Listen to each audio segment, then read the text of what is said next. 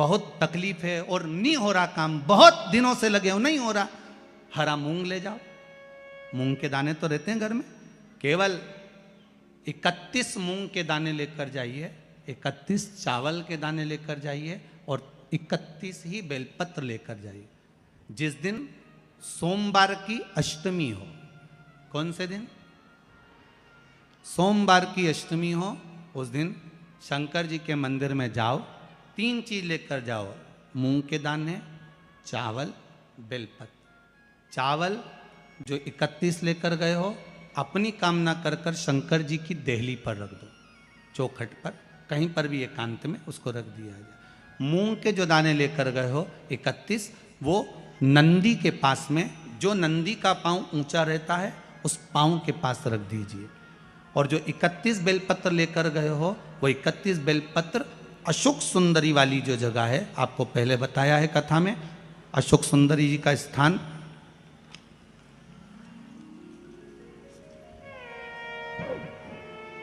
ये शिवलिंग, ये जलाधारी जहाँ से पानी बहता है, उसके बीच में एक मोटी सी लाइन होती है, जो शंकर भगवान की छोटी लड़की अशोक सुंदरी का स्थान है।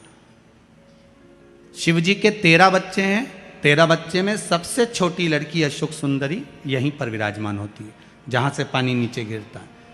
प्रत्येक शिवलिंग के सामने एक मोटी सी लाइन होगी, उस मोटी सी जो लाइन है अशोक सुंदरी, वहाँ पर जो 31 बेलपत्र लेकर गए हो, अपनी कामना कर कर पीला चंदन, लाल चंदन लगाकर उस पर समर्पित करते जाओ। उसकी डंडी जहाँ से पानी बहता है उस ओर होना चाहिए।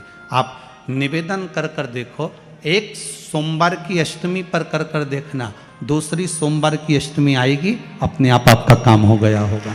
बाबा से निवेदन तो करो, क्यों भटक रहे? भोला सब दुख काटो, शिव शंकर जपूं तेरी माला, भोले बाबा जपूं तेरी माला, भोला सब दुख काटो,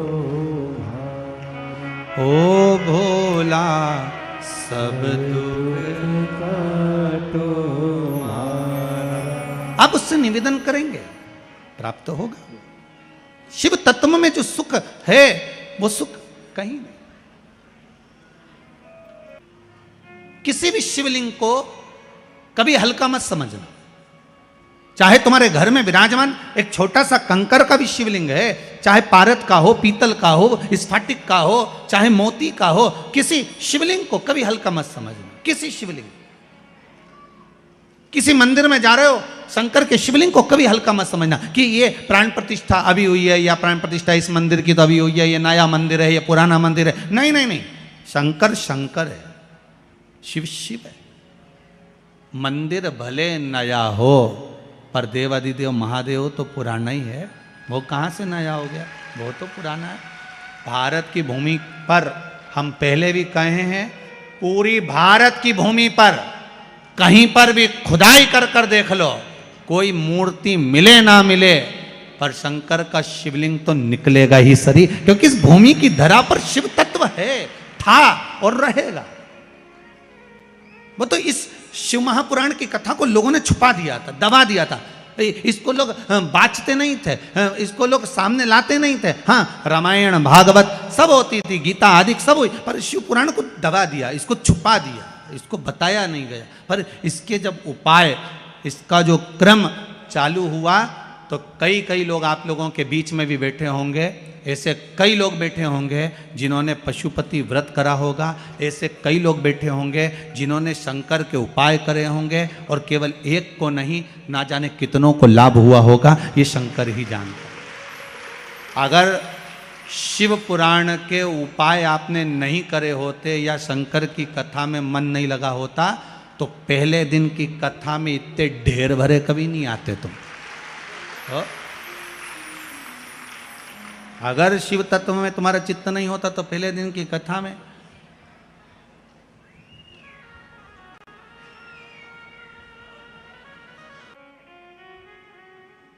सफेद आंकड़े की जड़,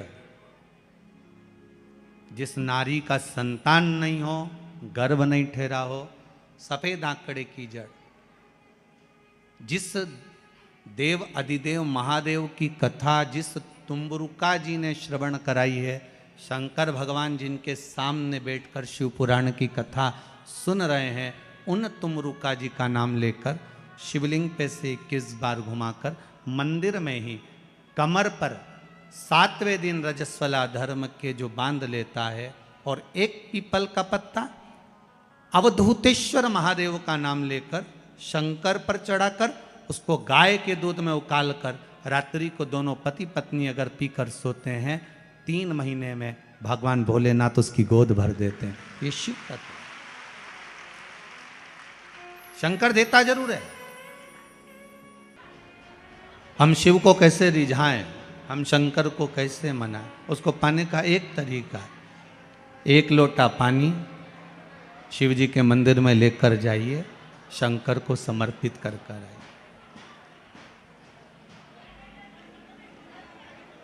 आप वो भी नहीं कर सकते, शिव मंदिर के दरवाजे की चौखट के सामने से निकल कर चले जाइए, शंकर मिल जाएगा, मेरा शंभु मेरा ओघड़दानी प्राप्त हो जाएगा। आप वो भी नहीं कर सकते तो शंकर जी के मंदिर के दरवाजे से निकलते हुए शिखर का दर्शन करते हुए चले जाइए, शिखर दर्शनम सर्व पाप नाशनम। शंकर भगवान के शिखर का दर्शन भी सभी पापों को नष्ट कर देता है, सभी पापों।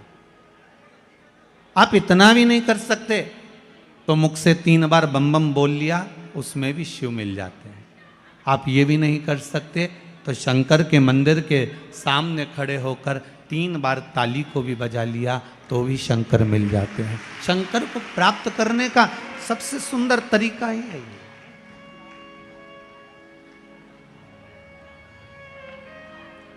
आप भगवान को कैसे रिझा रहे हो? कभी भोलेनाथ ने आकर नहीं कहा, कभी मेरे नारायण ने आकर नहीं कहा, कभी मेरे ब्रह्मा जी ने आकर नहीं कहा, 33 कौटी देवता कभी आकर आपके सामने नहीं कहे कि मुझको ये वस्तु दो। ये तो हमारी भावना है कि हम क्या दे रहे हैं, ये हमारी भावना है कि हम क्या प्रदान कर रहे हैं। पर हमारे शास्त्र, हमारे पुराण हमको कहते हैं कि मेरे देव अधिदेव महादेव को केवल एक जल की बूंद भी अगर समर्पित करी है तो मेरा देव अधिदेव महादेव आपको देने में कभी कमी नहीं रखता, वो देता जरूर है, वो देता है, देगा वो। शंभो शरणे पड़ी मांगू घड़ी रे घड़ी दुख का दया करी ने दर्शन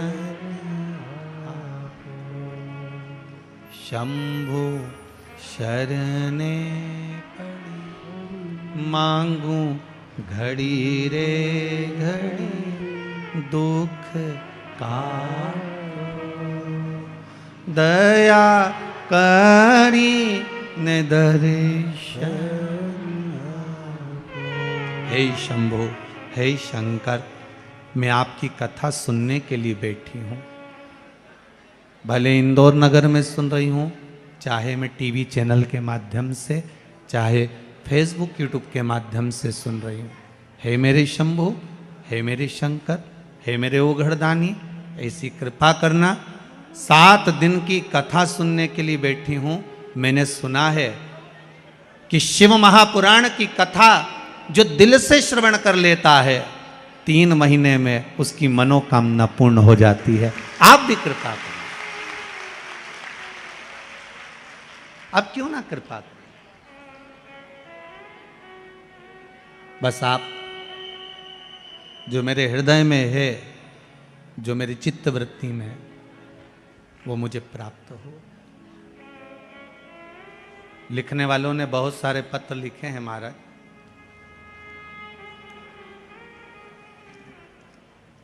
बहुत सी चीजें आपने लिखकर भेजी है गुरुदेव।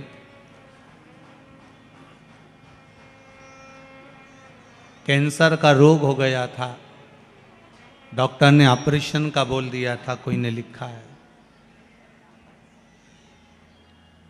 पर गुरुदेव केवल शंकर पर विश्वास रखा, शिव महापुराण की कथा को हम कभी कुबेरेश्वर नहीं आए, पर कथा हमने टीवी के माध्यम से सुनी और जो उपाय शिव महापुराण के बताए गए वो करा।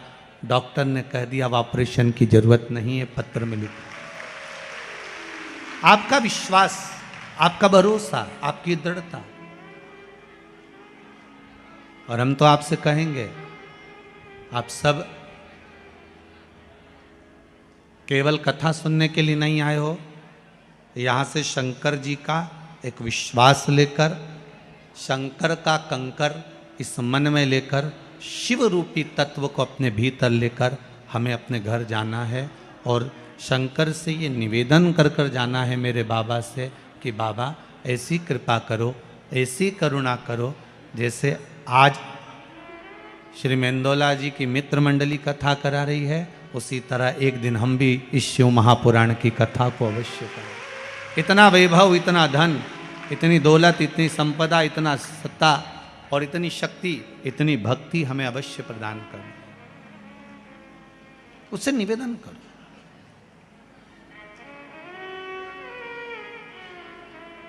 कोई साधारण से पुराण नहीं कि यहां से सुनी, यहां से निकाल दी, बची कुची थी, कपड़ा से झटकार दी। घर पहुंचे तो घर के लोगों ने पूछा क्या लेकर आई हो कथा में से, मालूम पड़ा पूड़ी और सब्जी निकाल के दे दी, ये लो। प्रसाद निकाल कर दे दिया।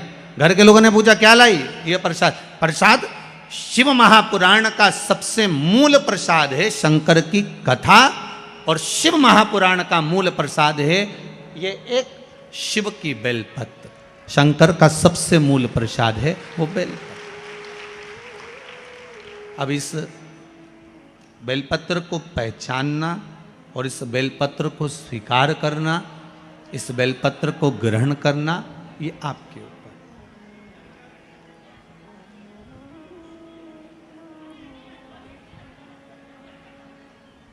भगवान की भक्ति को प्राप्त करें। कोई कहता है कि मेरे साथ में 50 लोग हैं, कोई कहता है मेरे साथ में 100 लोग हैं, कोई कहता है मेरे साथ में 40 लोग हैं। पर शिव महापुराण की कथा कहती है कि आपका समय है इसलिए आपके साथ 40 लोग हैं, आपका समय है इसलिए आपके साथ में 50 लोग हैं, आपका समय है इसलिए आपके साथ में 100 लोग हैं। पर अगर शिव तत्व कहता है, शंकर की कथा कहती है, आपके समय के साथ दुनिया के लोग हैं, पर आपके साथ तो केवल देव अधिदेव महादेव है, वो आखिरी तक है, इसके सिवाय कोई नहीं, अंतिम तक। कितना सजा धजा कर लेकर जाते हैं आखिरी में, और बोलते हुए लेकर जाते हैं। क्या जम के बोलो जरा, राम नाम, जरा अच्छे से तो बोलो, इतना जोरदार नाम है, राम नाम सत्य है। कितने प्रेम से लेकर जाते हैं, पर बोलने वाले ही बोल पाते हैं। वो तो कथा में हम आपसे इसलिए बुलवा रहे हैं कि अपन मर जाएंगे, दूसरे बोलेंगे, अपन कब बोलेंगे, इसलिए अपन बोलते हुए चल रहा है कि उसको थोड़ा सा स्वीकार करते हुए चले, उसमें कोई दिक्कत वाली बात नहीं।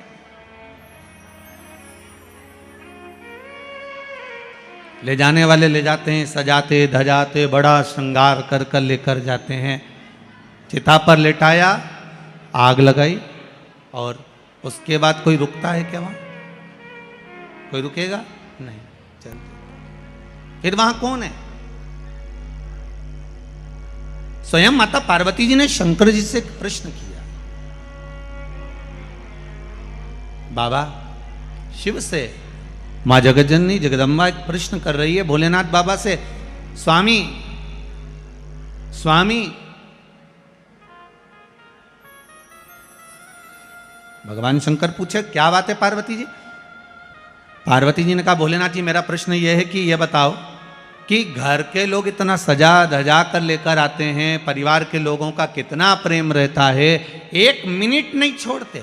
अभी आप लोग कथा में बैठे हो, सारे के सारे कथा में आकर बैठ गए, पर आपकी चित्तवृत्ति में कहीं ना कहीं जैसे ही कथा छूटेगी, कथा छूटते से ही सबसे पहले तुम्हारा ध्यान जाएगा अपनी चप्पल पर, फिर कथा छूटते से ही ध्यान जाएगा ऑटो पर, गाड़ी पर, रिक्शे पर, और कथा छूटते ही आपका ध्यान आपके परिवार पर जाएगा। जाते से ही सबसे पहले घर में आप सामान देखोगे, घर में जाकर फिर चाय बनाओगे, पियोगे, परिवार वालों से मिलोगे, पर आपका ध्यान कभी नहीं जाता कि कथा सुनकर जा रही हूं तो सीधे जाते से ही मैं घर के अंदर जो मेरा ठाकुर जी बैठा है, घर के अंदर जो मेरा कान्हा बैठा है, घर के अंदर जो मेरा शिव बैठा है, मुझे जाते से सबसे पहले उससे मिलना है और उसको धन्यवाद देना है कि हे भोलेनाथ, तूने बड़ी कृपा करी, मेरे ठाकुर बड़ी करुणा करी, जो मुझे शिव कथा सुनाने का मौका दिया और मैं शिव कथा सुन रही हूँ। ये आपकी कृपा है, आपकी करुणा, आपके बिना कोई नहीं कर सकता। ये आपने मुझे कथा सुनाई।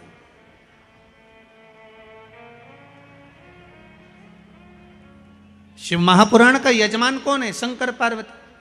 वक्ता कौन है? शंकर भगवान। श्रोता कौन है? शिव।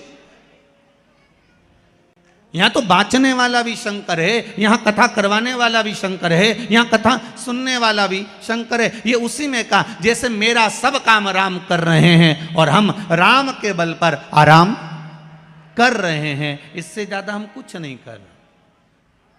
हम परमात्मा को बुलाने का केवल एक काम कर रहे हैं कि भगवान हमको कैसे भी प्राप्त हो जाए, मेरा शिव, मेरा ओघड़दानी, मेरा शंकर कैसे भी मिल जाए।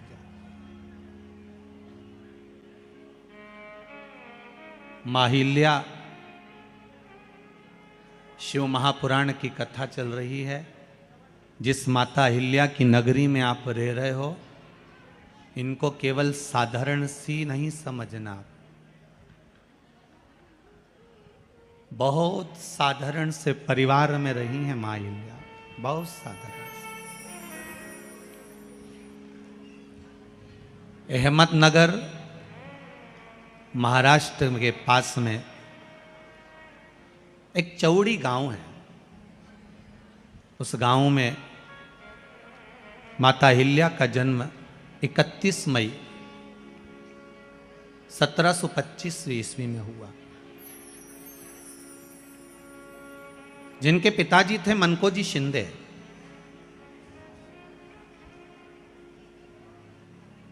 और माता थी सुशीला देवी।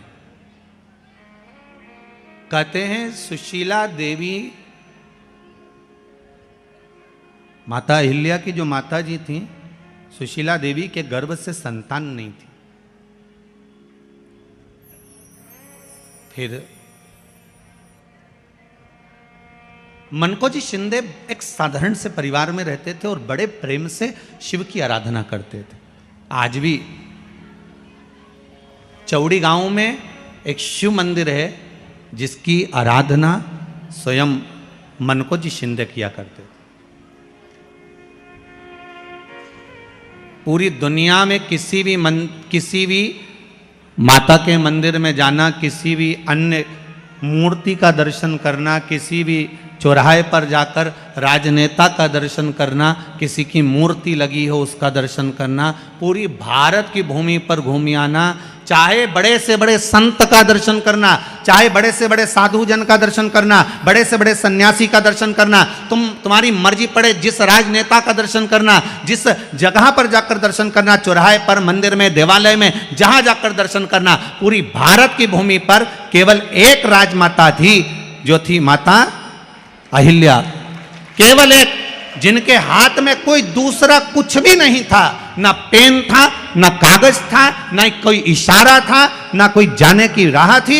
केवल एक चीज थी उनके हाथ में देव अधिदेव महादेव का शिवलिंग था, केवल एक। और आप तो राजवाड़ा के करीब में रहते हो, कभी राजवाड़ा में जाकर वहां पर पुराने अगर कागज मिल जाएं तो उस कागज पर पढ़िएगा। उस कागज पर कभी भी मां अहिल्या शिंदे का आदेश, मां अहिल्या होलकर का आदेश नहीं है। उस कागज पर आप पढ़ेंगे, अगर जाकर राजवाड़ा के क्षेत्र में आप जाकर कभी पुरातत्व में जाकर पढ़ेंगे तो उस पर लिखा है शिव आदेश। वहां पर माता अहिल्या कभी नहीं लिखती थी कि मेरा आदेश, माता अहिल्या लिखती थी शिव का आदेश, क्योंकि माता अहिल्या जानती थी कि जब मुझे दुख आया है, एकांत में बैठकर मैंने शिवलिंग की जब आराधना करी है, तो मेरा शंकर मेरे सामने आकर कहता है तू क्यों चिंता करती है, मैं खड़ा हूं, तू बैठ आगे। ये महाअहिल्या, ये माता अहिल्या।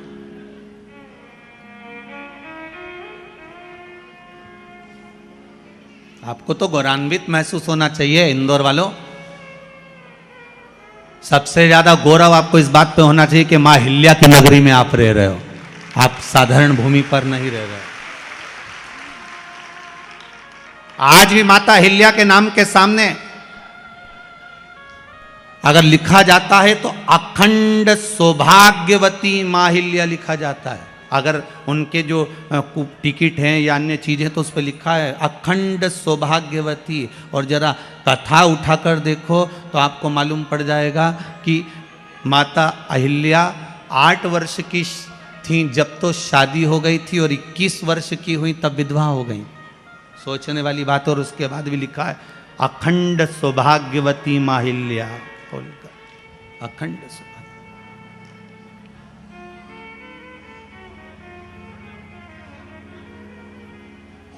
तो भी लिखा हुआ। क्या दुख आएगा मनुष्य के जीवन में? मानव के जीवन में दुख क्या होता है? मां अहिल्या का चरित्र कभी स्मरण कर कर देखिए। जब जब जीवन में दुख आया, 8 वर्ष की आयु में शादी हो गई, 21 वर्ष की आयु में विधवा हो गई, और थोड़ा ही समय निकला था, बेटे को राज सत्ता पर बिठाया, मालूम पड़े बेटा भी शांत हो गया, अकेली रही। एक बार माता अहिल्या से पूछा गया, पिता ने पूछा पत्र लिखकर, बेटी अहिल्या तुझे अगर चिंता हो इस मालवा के क्षेत्र में जाने पर, तुझे अगर टेंशन हो इस मालवा की भूमि पर, तेरा पुत्र चले गया, तेरा पति चले गया, तेरा ससुर चले गया, तू अकेली बची है अहिल्या, अगर तुझे चिंता हो तो तेरा पिता बैठा है। तब माता अहिल्या ने पत्र लिखकर भेजा, मेरे पिता का भी पिता मेरा महादेव मेरे साथ बैठा है, तुम क्यों चिंता करते हो, मेरा देव महादेव मेरे साथ है। जब माता अहिल्या को इतना भाव था कि मेरा महादेव मेरे साथ है, तो इंदौर वालों चिंता करने की जरूरत नहीं, तुम्हें रत्ती भर की भी। क्या किसको रोइए, चादर तान के सोइए, आग लगे बस्ती में और तुम रहो मस्ती में। अपने को टेंशन वेंशन नहीं करना। 7 दिन की कथा है, घर वालों को कह देना, देख रहे भैया मैं तो चली वृंदावन राणा, मेरे तो भाग जगे और राणा जी तेरे महलों में आग लगे, हमें कोई फालतू टेंशन देना मत ही। 7 दिन की कथा है। कोई कह रहा था गुरुजी अब इस बीच में शादी ब्याह भी बहुत सारे हैं, तो हमने कहा मना नहीं है, शादी ब्याह बहुत सारे हैं, हमें भी ये देखना है कि तुम्हारी रिश्तेदारी उनसे है कि इनसे है, हमें तो ये देखना। और हम तो पहले भी कहे आपसे, हमारे 2 ही रिश्तेदार, हमारे 2 ही रिश्तेदार, एक हमारे भोले बाबा, एक हमारे भोले बाबा, और दूजी गौरा रानी सरकार, हमारे 2 ही रिश्तेदार। हाँ तुम्हारे ज्यादा हो तो बात दूसरी है, पर हमारे तो जो दुख में साथ दे वही रिश्तेदार। बोलो सही है कि गलत है? मालूम पड़े दुख पड़ा भारी और रिश्तेदार पहले चले गए, मालूम पड़े भाग के गए, अब कौन साथ दे रहा है? अभी इतना कोरोना महामारी फैली, इतनी फैली, जगह जगह जगह जगह कमरे तक नहीं मिल पाए, दवाई तक नहीं मिल पा रही थी, लोग साहब को फोन लगा रहे थे, पर आखिरी में जब कोई काम नहीं आया तब मेरा उज्जैनी नरेश महाकाल का नाम लिया गया और उसने सब रोग मिटा दिए।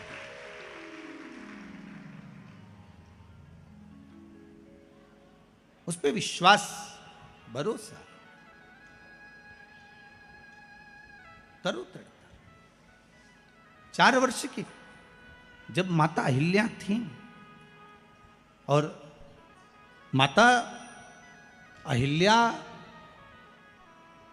की माता सुशीला शिंदे जी के संतान नहीं हुई, तब उन्होंने अपने पति से निवेदन करा, महाराज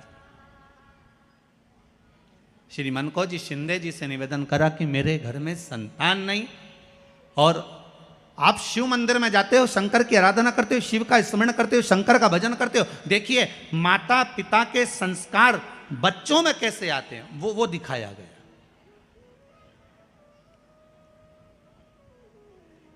प्रहलाद का चरित्र भी ये कहता है कि माता गर्भ से थी, देवऋषि नारद लेकर गए, उन्होंने जो ज्ञान देना प्रारंभ करा तो गर्भ में जो बालक था उसने आते से ही भगवान के नाम का एहलाद करा और बालक प्रहलाद हो गया।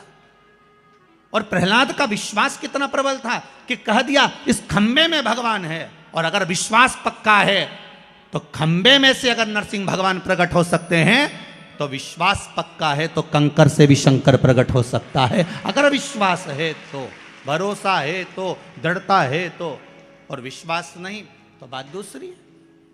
नहीं विश्वास तो एक पत्नी पति का सिर दबा रही थी, सिर में बाम लगा रही थी। पत्नी ने पति से पूछा, जी ए जी, पति बोला हाँ जी। सुनो तो, क्या? जब मैं नहीं थी तो तुम्हें बाम कौन लगाता था? जब मैं नहीं थी तो तुम्हारा सिर कौन दबाता था? इतने में तो तुरंत उसी समय पर, उसी पल, उसी घड़ी पति बोला, तब मेरा सिर ही नहीं दुखता था, सिर तो तेरे आने के बाद दुखना चालू हुआ।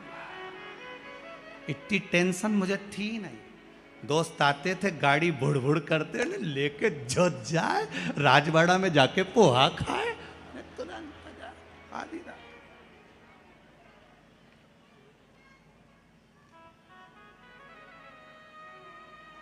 अच्छा, इंदौर जैसा शहर भी नहीं होगा, यहाँ तो पोहा डे भी है, मतलब एक फेस्टिवल मनाते हैं, पोहा फेस्टिवल। हम तो क्या अपन सब मालवा के हैं रे, दाल बाफला फेस्टिवल भी बनाओ रे एक आध बार। तो यहाँ तो उत्सव है, हर चीज का आनंद है। विश्वास है तो कंकर में शंकर है, विश्वास है तो खंबे में नरसिंह भगवान है, विश्वास है तो जल में गंगा है, गंगा जल, और विश्वास नहीं तो कोई नहीं। मानो तो मैं गंगा माहूं, ना मानो तो बहता पानी। अब ये तो आपके ऊपर है, आप चाहें तो बहुत दूर जाकर भगवान को ढूंढना चाहोगे, और नहीं तो आपके ही पास में, आपके ही घर में, आपके ही करीब में, आपके ही हृदय में शिव तत्व बैठा है, शंकर विराजमान।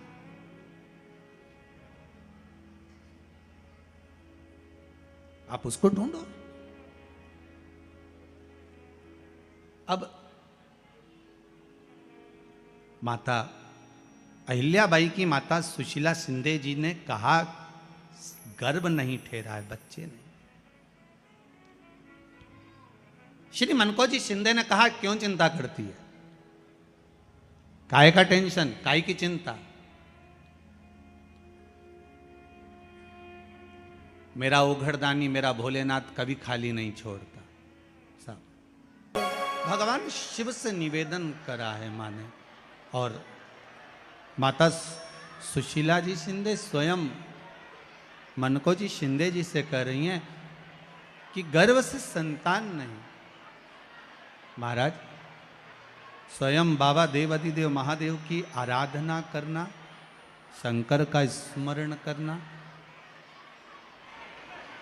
श्री मनकोजी शिंदे जी ने एक बात बड़ी सुंदर कही है महाराज, वो आपके जीवन में भी उतरना चाहिए, कि अगर ये शरीर उस परमात्मा ने दिया है तो उसका पालन करने वाला भी वही परमात्मा है, कोई दूसरा नहीं। महाराज जैसे बारंबार अपन सब कहते आए हैं ना, भोला सब दुख काटो, भोला सब दुख काटो,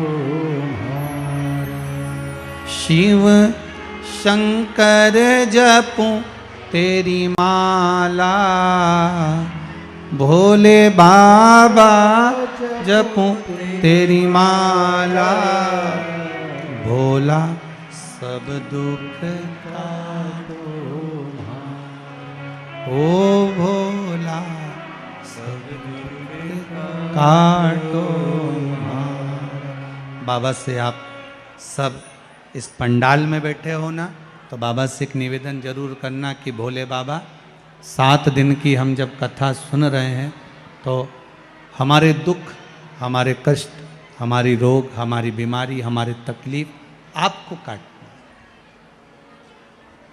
आप तो ये मानकर चलो शिव महापुराण इंदौर में नहीं आई है, स्वयं औषधि का कलश शिव महापुराण के रूप में आया है।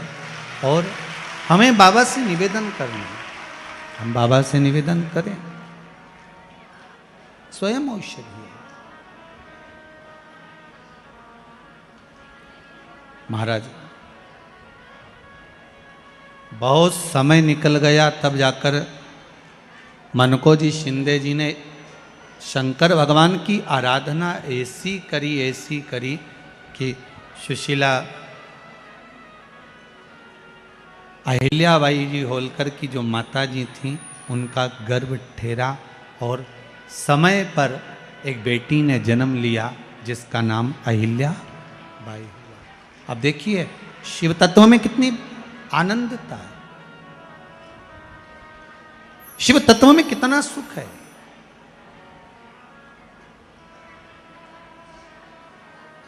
शिव तत्व में कितना एक आनंद समाया हुआ है, वो देखिए।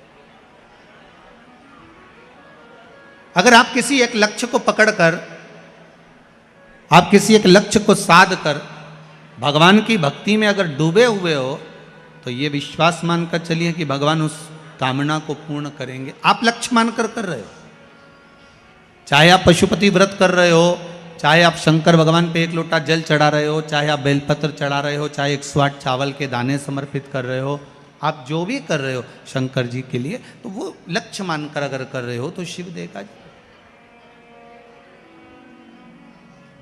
शिव प्रदान करेगा। महाराज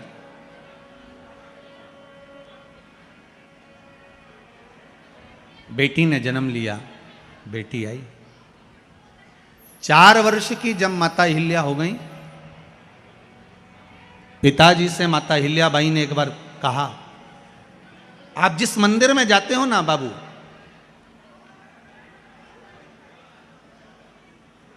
भाऊ आप जिस मंदिर में जाते हो ना उस मंदिर में मुझे भी जाना। 4 वर्ष की छोटी सी कन्या अहिल्याबाई अपने पिता के साथ शिव मंदिर जा रही है। एक बात का विशेष ध्यान रखिएगा, अपने बच्चों को कार भले मत दो, क्योंकि कार दोगे तो बच्चे बेच कर खा जाएंगे, पर अपने बच्चों को संस्कार जरूर दो, कारों की लाइन लगा दो। अगर संस्कार होंगे तो कारों की लाइन लगा दो, आप उनको संस्कार जरूर दो, कार भले मत दीजिए पर संस्कार देने का जरूर प्रयास करिएगा कि हम अपने बच्चों को ऐसा संस्कार दें कि बच्चे मंदिर में जाकर भगवान को 1 लोटा जल चढ़ाएं या शिव मंदिर की आराधना कर रहे हैं, शंकर का मंत्र जप रहे हैं, भले कुछ नहीं करें, अगर मंदिर नहीं भी जा रहे तो कम से कम पंचाक्षर मंत्र जपें। अगर वो नहीं जप सकते तो श्री, अरे आधा क्यों बोल रहे, पहले हमारे साथ बोलो, श्री शिवाय नमस्तुभ्यम, श्री शिवाय नमस्तुभ्यम। इस मंत्र का जाप करते हैं। मंदिर नहीं जा रहे ना तो शिव तो जप सकते हैं, भगवान का मंत्र तो जप सकते हैं, मंत्र का स्मरण तो कर सकते हैं। एक माता जी ने लिखा है,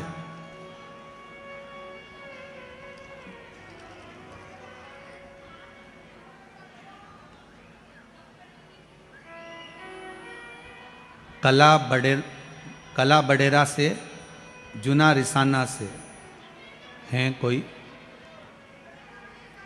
मेरा नाम कला बडेरा है, मैं जूना रिसाला इंदौर में रहती हूँ।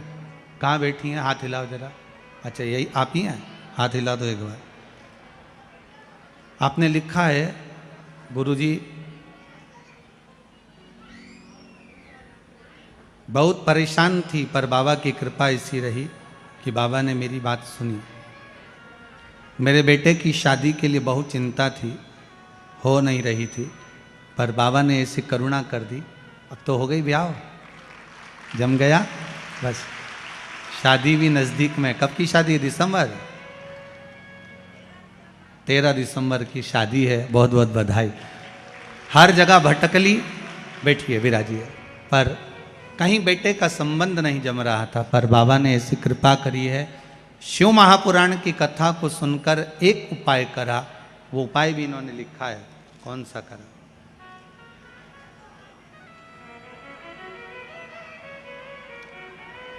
देव उठनी एकादशी का जो उपाय आपने बताया था वो उपाय करा। और देव उठनी तो अभी गई रे, गजब।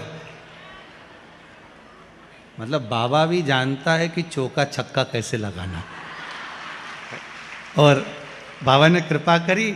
और योगेश सामन्ना देखो अभी देव उठनी गई है, समय भी ज़्यादा नहीं हुआ और बाबा ने कृपा करी। हम तो बाबा से यही निवेदन करेंगे। मेरा अपन तो इंदौर में है, इधर महाकाल बाबा, इधर ओमकारेश्वर बाबा। वो एक भजन है ना, इत महाकाल है उत है ओमकारेश्वर, और बीच में इंदौर बसा धीरे धीरे। अपन तो बाबा से यही विनती करें कि बीच में ये शिव गंगा चल रही है, ये शिव गंगा बह रही है। और किस्मत वाले हो, भाग्य वाले हो जो आप सब इस शिव महापुराण की कथा में गोता लगा रहे हो। और अपनी अड़ोसन पड़ोसन पीछे वाली दड़ोसन इनसे भी कह देना, मौका है सुन लो। जीवन का कोई भरोसा नहीं दादा, कब निपटी जा, कोई भरोसा बड़ा, क्या भरोसा है? कर लो भजन, फिर मौका मिले ना मिले, ये जीवन मिले ना मिले फिर कोई मालूम। अब 4 वर्ष की बेटी माहिल्याबाई अपने पिता के साथ मंदिर जाती हैं, शिव आराधना करती हैं, शंकर की आराधना। 4 वर्ष की कन्या जब मंदिर जाना प्रारंभ करी, तब मंदिर में जाते जाते शंकर के शिवलिंग का जो पूजन अर्चना भजन था, उसमें चित्त माता अहिल्याबाई का ऐसा लग गया कि पिता तो अपनी जगह पर हैं, पर अहिल्याबाई का मन शंकर के उस शिवलिंग में लग गया। शंकर का शिवलिंग।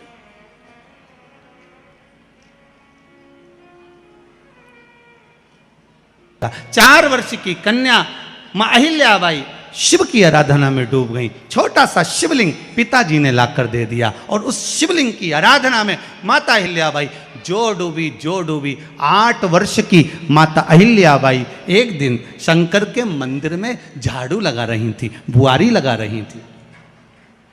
शिव मंदिर में बुआरी लगा रही, और शिव मंदिर में जब झाड़ू लगा रही, बुआरी लगा रही हैं महाराज, उसी समय पर शिव मंदिर की भक्ति में जब अहिल्याबाई इतनी डूब गई कि उनको भान नहीं कि कौन आ रहा है कौन जा रहा है।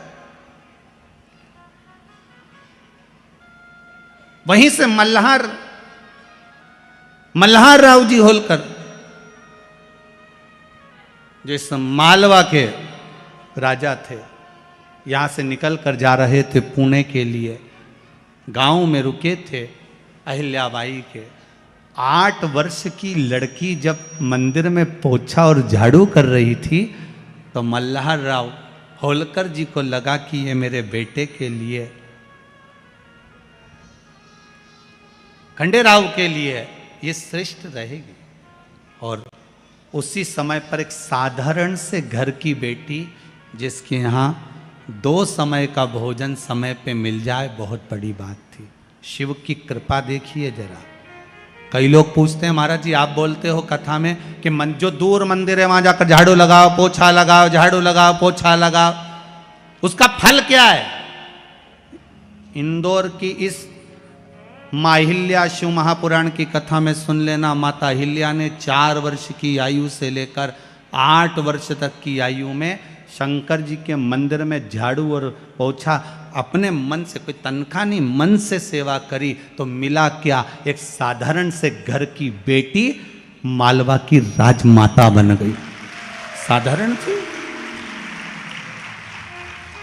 साधारण से घर की बेटी शिव मंदिर का मात्र झाड़ू लगाने पर, मात्र सेवा करने पर। आपसे भी निवेदन है, जिस दिन तुम्हारा मन दुखी हो, जिस दिन तुमको लगे कि हमारे मन को आज अशांति है, आज मेरा बड़ा सा कोई काम अटक गया है, मेरा बेटा आज परीक्षा देने के लिए गया है, आज मेरे बेटे को इस परीक्षा में पास होना चाहिए, आज मेरा पति गया है उसकी नौकरी लगना चाहिए, मैं बड़ी दुखी हूं, सब दूर माथा टेक लिया, सारे संसार में होकर आ गए, सबसे जाकर निवेदन कर लिया, जब हार गए तब किसी शंकर के मंदिर में एकांत में बैठ जाना, 1 लोटा पानी चढ़ाकर, 5 बेलपत्र चढ़ाकर, 1 चावल का दाना शिव को समर्पित कर कर एकांत में बैठकर शंकर को निहारते हुए श्री शिवाय नमस्तुभ्यम का जाप करना, अपने दिल की बात उससे कह देना। जब वो एकांत में बैठा हो, कोई नहीं हो मंदिर में, तब तुम बैठना, उससे कहना आज मेरा पति नौकरी के लिए गया है,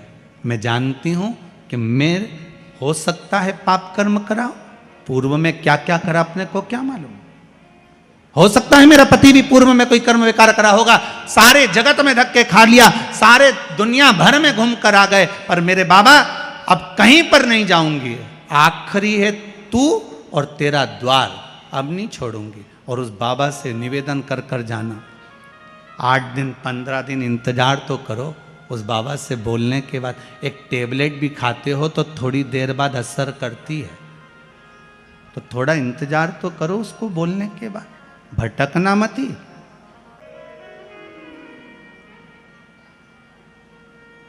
एक मात्र शिव मंदिर में झाड़ू लगा रही हैं अहिल्याबाई,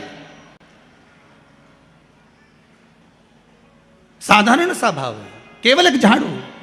कई लोग कहते हैं महाराज जी आप कहते हो मंदिर में जाकर झाड़ू लगाओ पोछा लगाओ, तो जो हमने मंदिर में रख रखा है स्वीपर आदि कादिक जो भी सेवा करने वाला है, काम करने वाला है, वर्कर है, वो कर रहा है, तो हम क्यों करें? अरे भाई एक बात याद रखना, आप सबसे पूछना चाहूंगा, आप लोग कहते हो कि मंदिर की सफाई जो वर्कर रखा है उसे करना चाहिए, मंदिर की सफाई जो पुजारी रखा है उसको करना चाहिए। मैं आपसे पूछना चाहता हूं कि आपके घर में जो तिजोरी है दिवाली पे उसकी सफाई कौन करता है?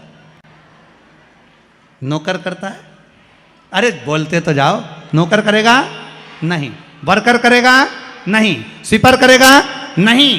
तिजोरी की सफाई कोई दूसरा नहीं करता, तिजोरी की सफाई हमें करना होती है। उसी तरह मंदिर की सफाई ना पुजारी करे ना कोई वर्कर करे, जो दर्शन करने जाए वो करे, क्योंकि ये तिजोरी है हमारी, ये तिजोरी है हमारी, यहां से हमें मिलता है, ये मेरा देव अधिदेव महादेव देता है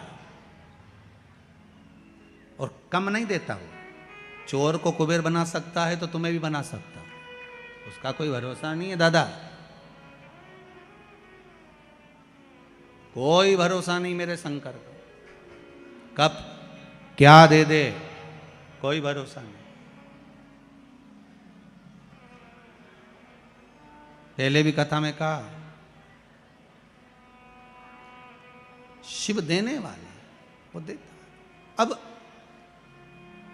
मेरे देव अधिदेव महादेव की कथा कर रही है, वहीं से मल्हार राव जी होलकर निकल कर जा रहे थे, उन्होंने उस बेटी को देखा जो शिव मंदिर में पूजन कर रही, और पूजन करने के बाद शंकर जी के मंदिर का थोड़ा सा प्रसाद ले जाकर बाहर छोटे छोटे लोग जो भी भोजन कर रहे थे उनको प्रदान कर रहे। एक साधारण से घर की बेटी, बिल्कुल सहज सरल, और बाबा ने कृपा क्या कर दी कि मालवा के राजा मल्हार राव जी होलकर जी ने अपने बेटे के लिए उस कन्या को चुन लिया और विवाह कराकर अपने घर लेकर आ गए महाराज।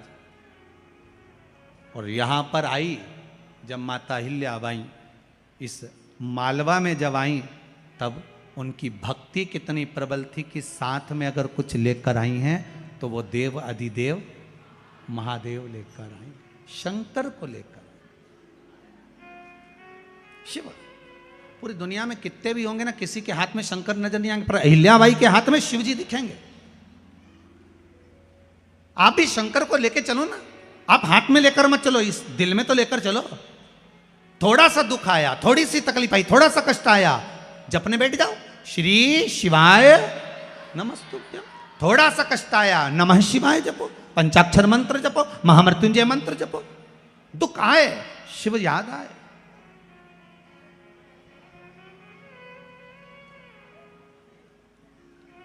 जैसे देवराज नाम का ब्राह्मण चोरी कर कर लाता, मंदिर में गया, कभी भगवान के मंदिर नहीं गया, पर आज शरीर में जब ताप आया शिव मंदिर में पहुंच गया। और देवराज नाम का ब्राह्मण जब मंदिर के अंदर गया, वहां शिव महापुराण की कथा चल रही थी, थोड़ी देर की, एक क्षण की, एक पल की कथा सुन ली, और कथा सुनी, चित्तवृत्ति में बैठी। उसके बाद में जो प्राण छूटे, प्राण छूटने के बाद देवराज नाम का ब्राह्मण जब मरा, प्राण छूटे, उसको कोई चोरी करने वाला, कपट करने वाला, छल करने वाला, बेईमानी करने वाला, इसको तो नरक जाना था, पर इसको लेने भी कौन आया? देव अधिदेव महादेव नंदी लेकर आए इसको लेने के लिए। तो पार्वती जी ने पूछ लिया, भोले बाबा सुनो तो, ये तो पापी है, इसने पाप करा है, चोरी करी है, छल करा, बेईमानी करी, कपट करी, और आप इसको नंदी पर लेकर जा रहे हो, क्यों? शंकर भगवान कहते हैं, पार्वती ये देवराज नाम का ब्राह्मण जिसने चोरी करी है, शंकर जी के मंदिर में जाकर थोड़ी सी कथा सुन ली है, कथा सुनकर जहां ये प्राण त्याग रहा है वहां पर बेलपत्री का वृक्ष है, उस वृक्ष के नीचे मरा है, इसलिए कैलाश जाएगा, ये कहीं नरक नहीं जाएगा, ये कैलाश की होगा, ये बेलपत्री के वृक्ष के नीचे मरा, बेल के वृक्ष के नीचे गए, इसलिए ये कैलाश जाएगा। आज भी नियम है, कोई मरता है उसको लेकर जाते हैं, राम नाम सत्य बोलते लेकर जाते हैं, शमशान में जाने पर एक जगह पर उसको विश्राम दिया जाता है। इधर देते कि नहीं देते? इंदौर में देते हैं, एक जगह पर विश्राम दिया जाता है, अर्थी को उतारा जाता है, उतारा करा जाता है, यहाँ उतारो, यहाँ विश्राम दे दो। तो बच्चे पूछते हैं, पापा यहाँ पर ये दादाजी को क्यों उतारा, यहाँ बीच रास्ते में इनको क्यों रोका? तो कहा बेटा यहाँ उतारना पड़ता है, पर बच्चों को ये नहीं बता पाए कि यहाँ उतारा क्यों जाता है, क्योंकि शिव महापुराण में लिखा है कि देवराज नाम के ब्राह्मण के जहां प्राण छूटे थे वहां बेलपत्री का वृक्ष था, इसलिए हिंदू धर्म में रीति है, शमशान में ले जाने से पहले कहीं पर बेलपत्री का अगर पेड़ होता था तो उसके नीचे थोड़ी देर अर्थी को रख दिया जाता था कि बेलपत्री की छांव पड़ेगी तो ये जीवात्मा नरक नहीं भोगेगी, शंकर के धाम चली जाएगी, फिर ये सुख भोगने वाली, नरक नहीं, इसको सुख का अनुभव होगा, इसको सुख की प्राप्ति होगी।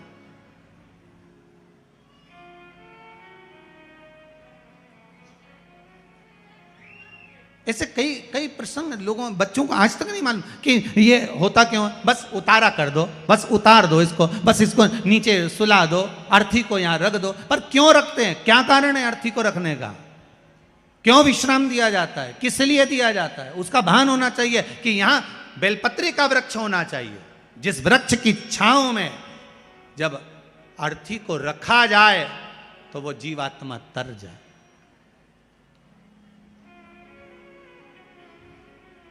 कई लोग कहते हैं गुरुदेव, कई लोग तो कहते हैं कि जब व्यक्ति मरता है तो उसकी आत्मा तो चली जाती है परमात्मा की ओर, फिर उसका लाभ क्या हुआ नीचे रखने का? गरुड़ पुराण कहती है जब किसी के प्राण छूटते हैं, छूटने के बाद उस जीव आत्मा को 10 दिन तक घर की अटारी पर रखा जाता है। कितने दिन रखते हैं? 10 दिन घर की अटारी पर रखकर उस जीवात्मा को दिखाया जाता है कि तेरे परिवार वाले रो रहे कि नहीं रो रहे, भोजन कर रहे कि नहीं कर रहे, तुझे याद कर रहे कि नहीं कर रहे, उस जीवात्मा को दिखाया जाता है। जब किसी के प्राण छूटते हैं, वो जीवात्मा शमशान के विश्राम स्थल तक, कौन से स्थान तक? जहां अर्थी को उतारा गया है, उस स्थान तक घर से जीवात्मा वहां तक जाती है। विश्राम स्थल के बाद में शंकर भगवान उसको संभालते हैं, जीवात्मा वापिस उसकी अटारी पर आ जाती है। 10 दिन तक गरुड़ पुराण कहती है 10 दिन तक जीवात्मा अटारी पर रहती है। कितने दिन रहती है? 10 दिन। और 10 दिन के बाद में जब जीवात्मा चली जाती है, तब जाकर फिर लोग अपना अपना क्रम करते हैं। इसीलिए तो 10वें दिन वो कहते हैं ना, वो घाट पे जाके होता है। क्या होता है? घाटे का काम।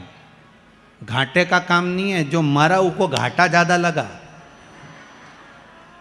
इसलिए उसको कहा घाटे का काम है। बेचारा इतना फ्रिज, कूलर, वॉशिंग मशीन सब छोड़ छुड़ा के चला गया। कितना घाटा लगा होगा, उसकी एफडी पूरी पड़ी की पड़ी रह गई, बैंक में जमा की जमा रह गया, और वो जीवात्मा चली गई, चली गई।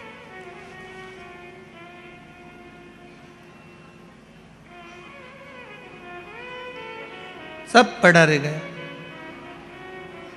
सब दर्द।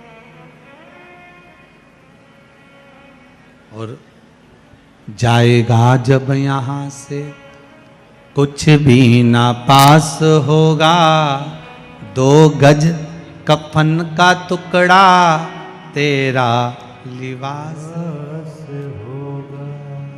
क्या रहेगा? सब ब्रांडेड पहनने वाले भी, कुर्ता ब्रांडेड, जूते कंपनी के, घड़ी कंपनी की, यहां तक का सोना लिया तो वो भी कंपनी का, हर चीज कंपनी की पहनी है। पर आखिरी में जब मरोगे, मरने पर जो कफन पहनाया जाएगा वो कौन सी कंपनी का होगा, लिख के जरूर जाना कागज में कि रेमांड का पहनाना, कि इस कंपनी का पहनाना। नहीं, तुम तो पूरी जिंदगी तो कंपनी कंपनी करो, मरने पर कौन सी कंपनी? वह कंपनी का है। इसलिए फिर निवेदन, अंत समय प्रभु आना। सबको याद है? सबको याद है? गाओ जरा। अंत समय प्रभु वचन दिया तो निभाना पड़ेगा। आए ना आए प्रभु कुटुंब हमारा, आए ना आए प्रभु कुटुंब कभी, आपको प्रभु जी आना पड़ेगा, आपको प्रभु जी आना पड़ेगा। अंत समय प्रभु आना पड़ेगा, वचन दिया तो निभाना पड़ेगा। भगवान बस इतनी सी कृपा है। ये पीपल का वृक्ष, ये आंवले का वृक्ष, ये बेलपत्री का वृक्ष, ये वो देव वृक्ष हैं जिनका सुख मनुष्य को प्राप्त हो सके, मनुष्य को प्राप्त हो सके। आप थोड़ा प्रयास तो करो, प्रयास करो। कभी लगे गुरुदेव आज हमारे को बहुत थकान लग रही है, शरीर बेकार लग रहा है, सिर दर्द हो रहा है, शरीर में बेकार बहुत कष्ट उत्पन्न हो रहा है, पीपल के पत्ते की 5 पत्ते पीपल के थाली के अंदर रखो और उस पे भोजन करो शंकर जी का कुंद कैश्वर महादेव का नाम लेकर। कौन से महादेव? एक बार जम के बोलिए, कुंद कैश्वर। कुंद कैश्वर महादेव का नाम लेकर भोजन करना प्रारंभ करो। 15 से 20 मिनट लगते हैं, हमारे टेबलेट खाने की जरूरत नहीं पड़ती। सिर दर्द बंद, शरीर कितना भी दुख रहा हो उसमें आराम लगना प्रारंभ हो जाता है। कुंद कैश्वर महादेव का नाम सुख की अनुभूति कराता है, शरीर के रोग को मिटाने के लिए। कुंद कैश्वर शिव का एक एक संबोधन। एक झाड़ू लगाई, पोछा लगाया उस कन्या ने, माता हिल्याबाई ने, और मल्हार राव जी अपने बेटे के लिए पसंद कर लिया और विवाह हो गया। श्री खंडेराव जी के साथ में जब विवाह हुआ, मालवा की महारानी बन गई। और देखिए शंकर साथ में लेकर आई। आपसे भी निवेदन है, मेरे शिव को भूल मत जाना, मेरे शंकर को अपने हृदय में बिठा कर रखिए।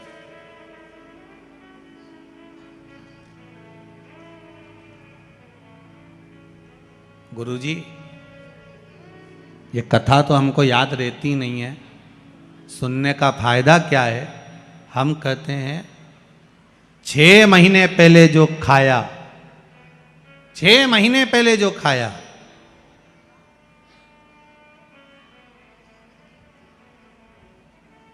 2 महीने पहले जो खाया, 15 दिन पहले जो खाया, वो याद नहीं रहता, पर शरीर में रक्त बनकर चलता है बहुत समय तक। उसी तरह शिव महापुराण की कथा भले याद ना रहे, पर एक बार अगर इस शरीर को मिल गई, इस आत्मा तक पहुंच गई, तो ये पक्का है मृत्यु तक साथ देने वाली है, यम की कैद से छुड़ाने वाली।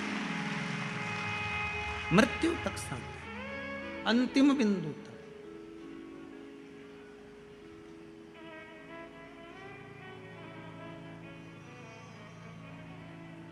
देवराज ब्राह्मण, चोरी करने वाला ब्राह्मण, वो देवराज जो चोरी कर कर धन लाया था। हाँ, होता है कभी कभी योग संजोग होता है, ब्राह्मण होकर ब्राह्मण कर्म से वंचित हो जाता है जीव, ये पूर्व के कर्म के अनुसार। इसीलिए आपको बार बार कहते हैं, मत बुरे कर्म कर बंदे वरना पछताएगा, भगवान की आंखों से तू बच नहीं पाएगा, तू बच नहीं। इसीलिए बार बार कहते हैं, तेरा क्या होगा रे कालिया, होगा क्या, कब तक बचेगा और किससे बचेगा? शंभू से बचना, कौन जाने।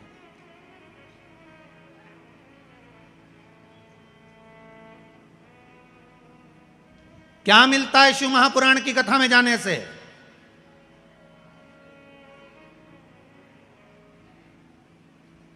क्या प्राप्त होता है शिव महापुराण की कथा में जाने से?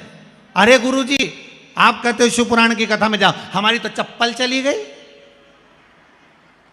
क्या मिलता है शिव पुराण की कथा में जाने से? कोई कहेगा हमारा कोई सामान चले गया।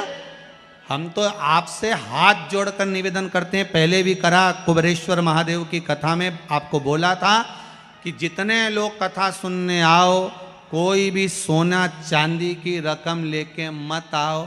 यहाँ आओ तो लेकर मत आओ, यहाँ आओ तो मेरे ओघड़ दानी, मेरे शंकर का आशीर्वाद लेकर जाओ। तुम्हारे सोना और चांदी से महत्वता नहीं। क्या मिलता है शिव पुराण की कथा में जाने से? क्या होगा शंकर की कथा में जाने से? क्या मिलेगा हमें शिव महापुराण की कथा में जाने से?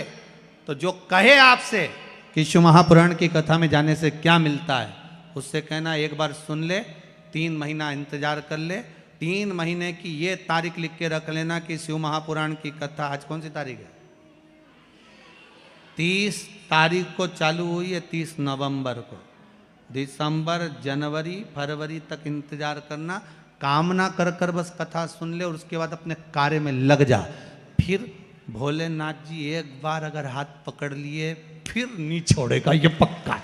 मतलब शिव पुराण की कथा एक बार अगर जो जाकर बैठ गया, कथा का रसतत्व श्रवण कर लिया, शंकर की कथा कहीं मैं तो कहूंगा कई कई माताओं ने पशुपति व्रत इसलिए करे होंगे इंदौर के लोगों ने कि हम सीहोर नहीं जा पा रहे, पर सीहोर का कुबेरेश्वर महादेव यहाँ कथा सुना दे।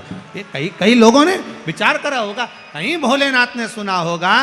इसलिए आदरणीय मंदोला जी के चित्तवृत्ति में, आदरणीय विजयवर्गीय जी की चित्तवृत्ति में वो कथा बैठ गई, और बैठने के बाद वो कथा अगर हो रही है, मेंदोला जी करा रहे हैं, विजयवर्गीय जी करा रहे हैं, मित्र मंडली करा रही है, इस कथा को अगर करा रहा है तो मेरा भोलेनाथ करा रहा है, और वो केवल आप लोगों के लिए करा रहा है कि आपकी चित्तवृत्ति में शुभ हो। चित्तवृत्ति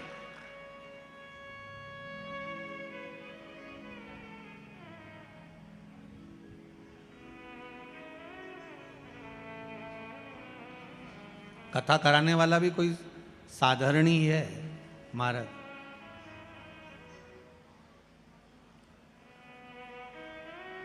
आप सब तो पलंग पर सोते होगे, पर मुझे कल मालूम पड़ा कि आदरणीय श्री रमेश मेंदोला जी, उनके कक्ष में जहाँ निवास करते हैं गुरुदेव, पलंग पर नहीं सोते, भूमि का शयन करते।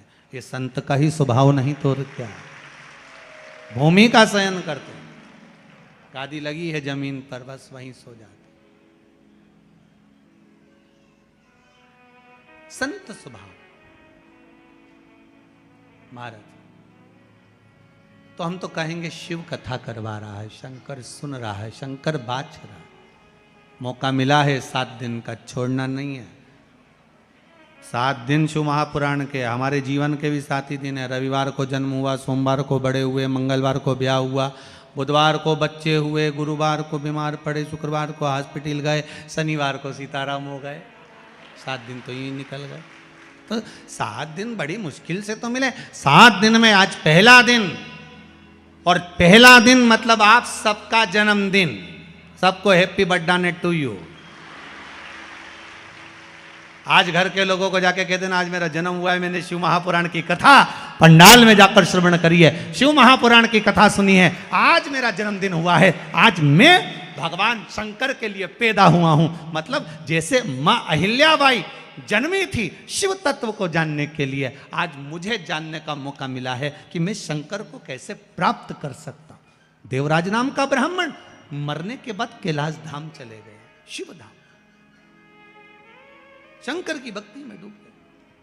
आया एक बिंदुक नाम का ब्राह्मण था, जिसकी धर्मपत्नी का नाम चंचुला देवी था। बिंदुक ब्राह्मण था, वो भी थोड़ा धन चोरी कर लाता था, पत्नी को देता था। पत्नी और धर्म पत्नी में जमीन और आसमान का अंतर होता है। पत्नी वो होती है जो पति को पतन के रास्ते पर ले जाती है, धर्म पत्नी वो होती है जो पति को धर्म के रास्ते पर ले जाती है।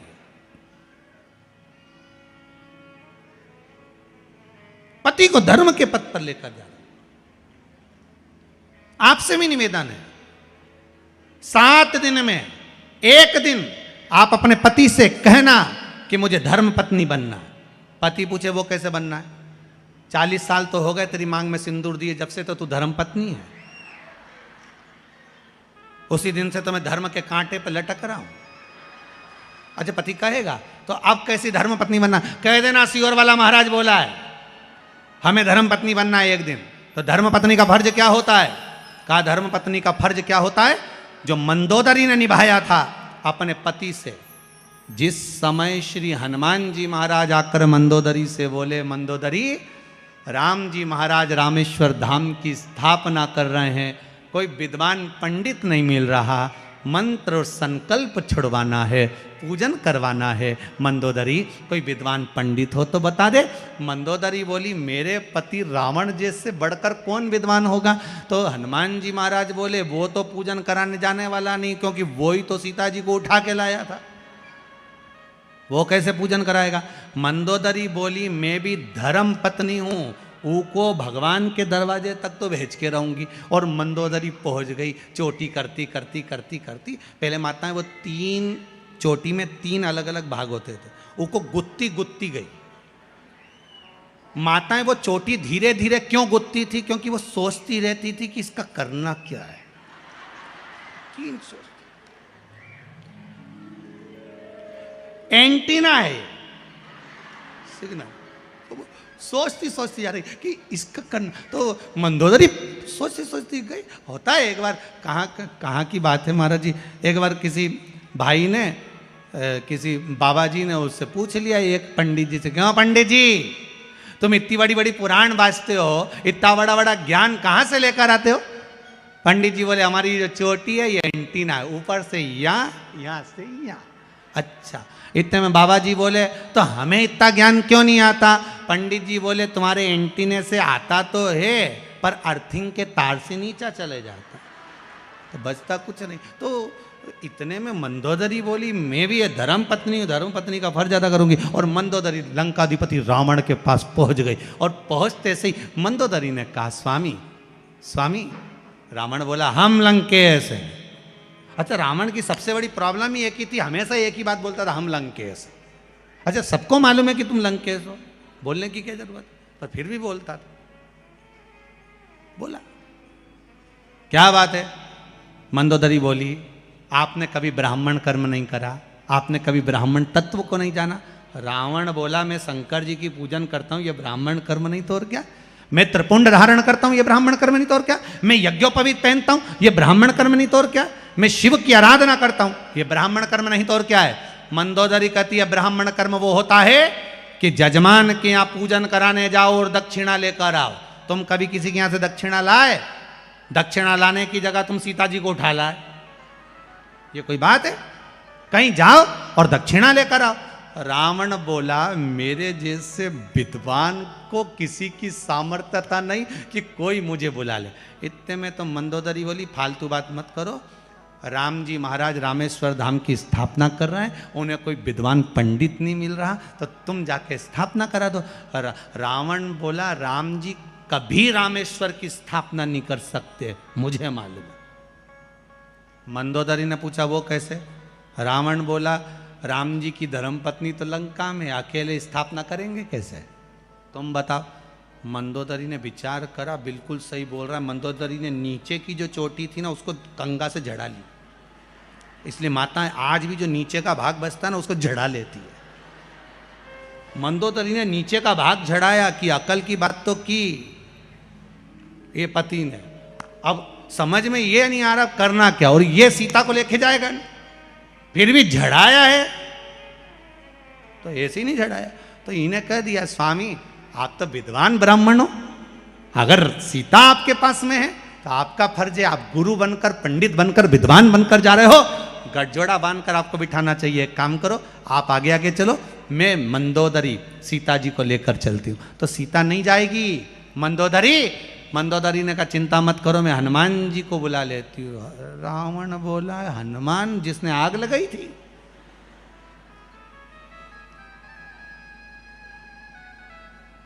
मंदोदरी बोली हाँ वही हनुमान।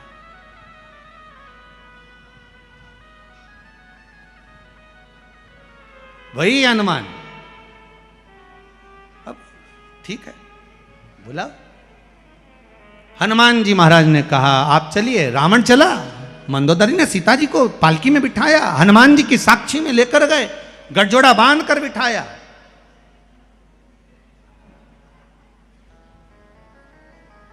रावण ने पूजन करवाई, पूजन पूरी हो गई।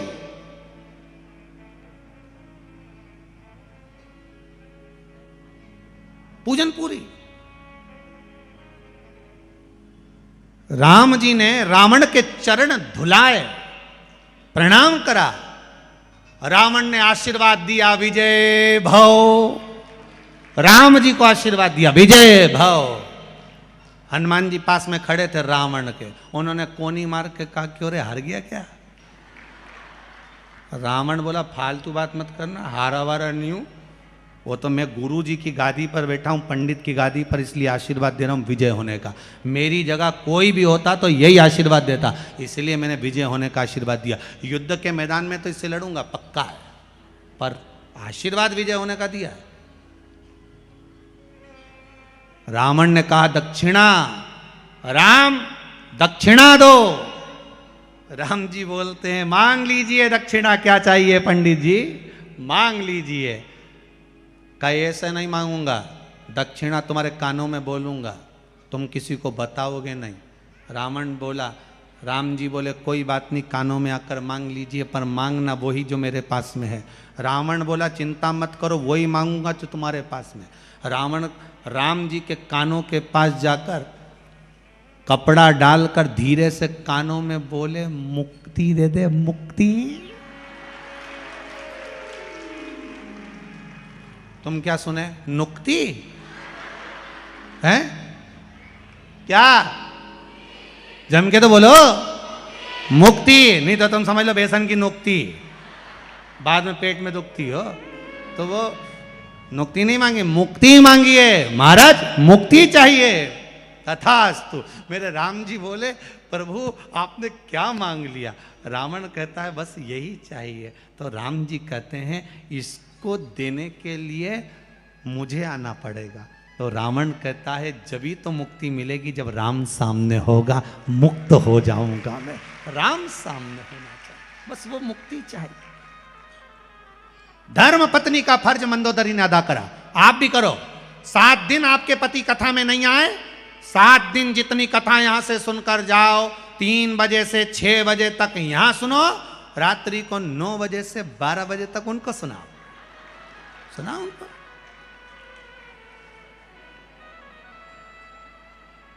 उनके नींद आए तो कहना मैं चाय बना के लाई, थोड़ी देर पांव दबा दबा कर सुनाओ, पर सुनाओ। सीहोर वाले महाराज ने कथा सुनाई थी, आज ये बोला था। एक बार हमको याद है, यही इंदौर की बात, पहले एक बार जब कथा करने आए तो बहुत पहले की बात है, तो वहाँ कथा करने जब पहुँचे तो एक माता ने कहा गुरुजी आज मेरा पति भी कथा में आया। हमने कहा कहाँ है? तो क्या वो है। हमने उससे पूछा भाई तो इतने दिन तक तो कथा में नहीं आया, 3 दिन निकल गया, चौथे दिन कैसे आया? उसने कहा गुरुजी रात को 9 से 12 सुनने से अच्छा है दिन में 3 से 6 सुन लूँ। तो मुझे विश्वास, आप तो कथा कहो, सुना, सुनो, कथा सुनो। और अगर रात को कथा ना सुने, 7 दिन में 1 दिन ऐसा बनाना, अपने पति से कहना तुम 6 दिन कमाई कर लो, पर 7वें दिन 1 दिन तुम्हें शिव महापुराण की कथा में मेरे साथ चलकर बैठना है, कथा सुनना है तुमको, चलो मेरे साथ कथा सुनने चलो, 1 दिन चलो मेरे साथ। पत्नी वो होती है जो पति को पतन के रास्ते पर ले जाती है, शॉपिंग मॉल ले जाती है, पर धर्म पत्नी वो होती है जो पति को शिव महापुराण तक लेकर आती है, वो धर्म पत्नी लेकर। चलो कथा सुनने चलो, नहीं सुन सकते टीवी पर सुनो, नहीं सुन सकते मोबाइल पर सुनो, फेसबुक यूट्यूब पर श्रवण करो, पर कथा सुनो। और सबसे बड़ी बात तो ये है, आस्था भजन पर कथा 3 बजे से 6 बजे तक आ रही है, और आस्था चैनल पर रात्रि को 10 बजे से 1 बजे तक आ रही है, 2 टाइम आ रही। सुनो, पर सुनो, कथा का रसस्वादन करिए, अपने जीवन में आनंद की अनुभूति करिए, उस तत्व को उतारिए। अब कथा तुम इसलिए मत सुनना कि हमारा फोटो आया कि नहीं आया, रात को बैठी रहना टीवी के सामने, हो मैं तो दिखी ही नहीं। कल कथा में जाऊंगी ना, तो जहाँ स्टेज बना ना उसके बिल्कुल बाजू में बैठूंगी, रस्सी के पास, और ये रामेती बाई है ना, ये पास में बैठ जाती है, ये इसके पास नहीं बैठोगी, इसी इसका है, मेरा तो है ही नहीं। तुम बैठ, मैं जाके बैठूंगा, नहीं बैठू जा। तो कथा का रस तत्व बड़ा आनंदित है साहब। शिव महापुराण की कथा मस्त होकर, आनंदित होकर, रस तत्व को ग्रहण करने वाली, आनंद लेकर सुनी। और शिव महापुराण की कथा में कभी रोके नहीं सुनना, जरा सी बात में रोके, हम तो बड़े दुखी हैं, हम तो बड़े दुखी हैं, क्या रोना? शंकर की कथा में आयो, आखिरी में आनंद के पास, शिव के पास, वहां तो केवल निवेदन करो कि मैं कथा सुनना। चंचुला देवी जितना कमा कर पति लाता था, बिंदु जितना चोरी कर कर लाता था, जितना धन लेकर आता था, वो धन कभी कभी नहीं, चंचुला ने उसको सत्कर्म में लगाया ही नहीं। पर आपसे निवेदन है, जो पति कमाई कर कर लाए उसका एक अंश, एक भाग कहीं धर्म में, कहीं पुण्य में, कहीं सत्कर्म में लगाओ। बिंदु चोरी का धन ला रहा था, दीवाल पर से नीचे कूदा, पानी में गिर गया, मर गया। शिव महापुराण की कथा कहती है 3 तरह से मरे हुए व्यक्ति का मोक्ष नहीं है। तीन तरह से मरे हुए व्यक्ति को मुक्ति नहीं है। पहला, पानी में डूबकर मरा हुआ। दूसरा, सर्प के डसे से मरा हुआ। तीसरा, स्त्री के हाथ से, नारी के हाथ से मरा हुआ।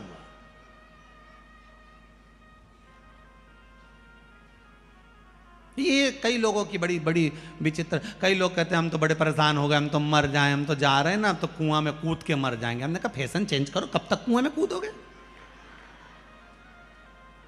जब देखो जब कुआं में कूदना, ये फैशन, अब मरने का फैशन, रस्सी बांध के मर जाओ, ये फैशन थोड़ा चेंज करो ना। ओल्ड फैशन है, कोई न्यू लेकर आओ। तो क्या गुरुजी आप बता दो नया फैशन मरने का। हमने कहा शंकर जी का इतना भजन करो, इतना भजन करो, इतना भजन करो कि शंकर की भक्ति में लग जाओ और उसी का भजन करते करते प्राण छूट जाए तो मरना। फिर एक बार ऐसे मरो मरो मरो, सब कोई कहे मर के देखे कोई, मरो तो ऐसा मरो कि फिर संसार में जन्म ना होई। जब भगवान का भजन करते करते मरोगे तो चल जाएगा। पर शिव महापुराण की कथा करी, पानी में डूब के मरोगे तो मोक्ष नहीं मिलेगा, नरक नहीं मिलेगा, स्वर्ग नहीं मिलेगा। ना नरक ना स्वर्ग, प्रेत की योनि में भटकते रहोगे। हवा के रूप में प्रेत की योनि में भटक रहे हो। भूत बन गए, प्रेत बन गए, प्रेत की योनि पड़ गई, पानी में डूबकर मर गए, सर्प के डसे से मर गए, प्रेत योनि। स्त्री के हाथ से मर गए, प्रेत योनि में। कई लोग कहते हैं गुरुजी मैं उसको बहुत चाहूं, ओ की तो शादी हो गई, मैं तो उसके चक्कर, स्त्री के चक्कर में मरेगा, भूत बन जाएगा। बिल्कुल मत मरना, छोड़ो प्लान। क्या मरना? आग लगे बस्ती में, अपन रहो मस्ती में, क्या किसको रोइए, चादर तान के सोइए। कभी टेंशन लेना मत, कभी मत लो, जो होगा होगा, जो भोलेनाथ जी चाहेंगे वही होगा। अब सौंप दिया इस, बोलो बोलो जरा, भार तुम्हारे भोलेनाथ तुम्हारे शंभुनाथ तुम्हारे। हे शंकर, हे शंभु, अब तुम्हारे भरोसे पर छोड़ दिया, अब क्या सोचना, क्या सोच। अब तो हमें अंतिम बिंदु शिव तक जाना और कुछ भी नहीं। अब हमें कहीं नहीं जाना। शिव पुराण कहती है महाराज, तीन तरह से मरे हुए व्यक्ति को स्वर्ग नहीं मिलेगा। तीन तरह से मरे हुए व्यक्ति को ना बैकुंठ मिलता है ना नरक मिलता है, प्रेत की योनि में वो पड़ा रहता है। प्रेत की योनि में पड़ा, न स्वर्ग है न नरक। बिंदु पानी में डूबकर मरा, इसलिए प्रेत योनि में चला गया, प्रेत की योनि में। और चंचुला देवी को मालूम पड़ा, जब चंचुला देवी को यह मालूम पड़ा कि मेरा पति प्रेत योनि में पड़ गया, उसकी मुक्ति नहीं, मोक्ष नहीं, क्या करा जाए। सारे नगर के लोग, गांव के लोग काशी जा रहे थे, सारे नगर के लोग, गांव के लोग काशी जा रहे हैं, उनके साथ में चंचुला देवी काशी जा रही है। आपको पहले भी कथा में कहा है, काशी अभिमुक्त नगरी है, मोक्ष नगरी। काशी अभिमुक्त नगरी है, मोक्ष नगरी।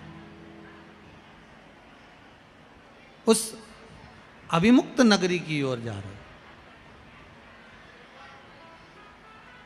शिव पुराण की कथा कहती है, 2 कदम भी हम अगर शंकर के मंदिर की ओर, शिव के द्वार की ओर बढ़ते हैं तो कहीं हमारा भाग्य प्रबल हुआ होता है, तब जाकर हम शंकर के द्वार पहुंचते हैं। भाग्य प्रबल होता है तब हम शिव के द्वार पहुंचते हैं। भाग्य की प्रबलता में शिव तत्व प्राप्त होता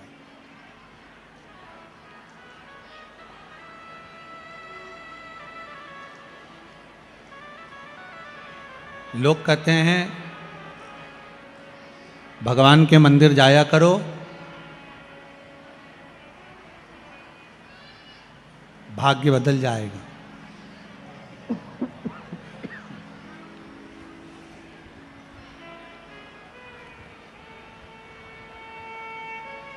भगवान के मंदिर जाया करो, भाग्य बदल जाएगा। शिव महापुराण की कथा कहती है जिस दिन मंदिर जाने का मन में विचार आ गया ना, उसी दिन से भाग्य बदल जाएगा। मंदिर जाओगे तब बदलेगा। और शिव पुराण तो यह कहती है जिस दिन मन में भाव आ गया कि मुझे शंकर की कथा में जाना है, मुझे मंदिर जाना है, मुझे देवालय जाना है, मुझे तीर्थ जाना है, मुझे शंकर के द्वार जाना है, उसी दिन भाग्य बदल जाएगा। बस मन में भाव आना चाहिए तो भाग्य बदल। चंचुला देवी काशी चली और काशी में चंचुला देवी, उसका मन नहीं था, क्योंकि कभी उसने दान करा नहीं था, कभी धर्म करा नहीं था, कभी पुण्य करा नहीं, कभी सत्कर्म करा नहीं। ना दान करा, ना धर्म करा, ना पुण्य करा, ना सत्कर्म करा। जो कभी भगवान का भजन करा होता है उसी का चित्त भगवान के भजन में लगता है। कभी नहीं करा उसने भजन, फिर भी काशी गई और काशी में जाकर एक स्थान पर बैठी थी। तभी उसको शिव महापुराण की कहीं कथा हो रही थी और उसकी आवाज उसके कानों में पड़ गई। जैसे जंगल में शेर धाड़ता है और छोटे छोटे जो जानवर होते हैं, जीव होते हैं, वो भाग जाते हैं, उसी तरह शिव महापुराण की कथा कहती है कि शिव महापुराण की जहां गर्जना होती है, शंकर की कथा जहां होती है, और जितने दूर तक शिव महापुराण की आवाज जाती है, उतने दूर तक जितना पाप कर्म हो रहा होता है वो सब समाप्त हो जाता है। पाप कर्म समाप्त, छल कपट बेईमानी प्रपंच पाप आदि कर्म समाप्त हो। जितने दूर तक जाओ,